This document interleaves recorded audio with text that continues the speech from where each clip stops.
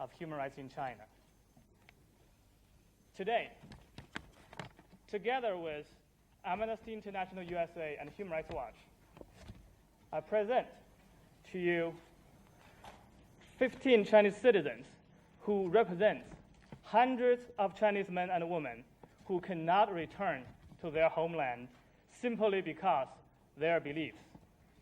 Mr. Hu Ping, a very well-known writer on contemporary political affairs, whose dissident activities began in 1979 during the democracy war period.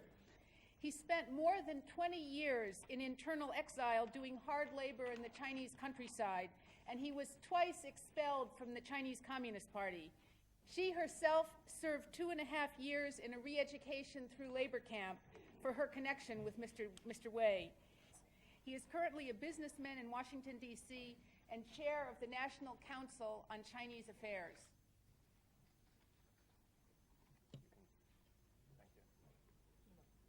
When what it really comes down to is a choice between standing up for universal human rights or bagging them for a buck.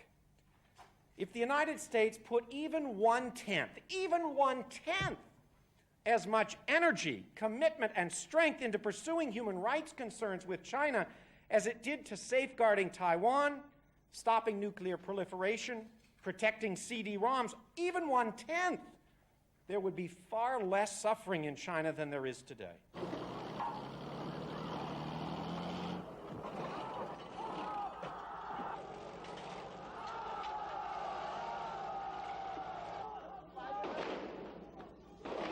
It's quite clear to me that Mr. Wei Junsheng was not arrested for polluting to overthrow the Chinese government, but for meeting with a U.S. official at the request of the U.S. government. In entertaining Jiang Zemin in the White House, the U.S. is accepting a slap in the face.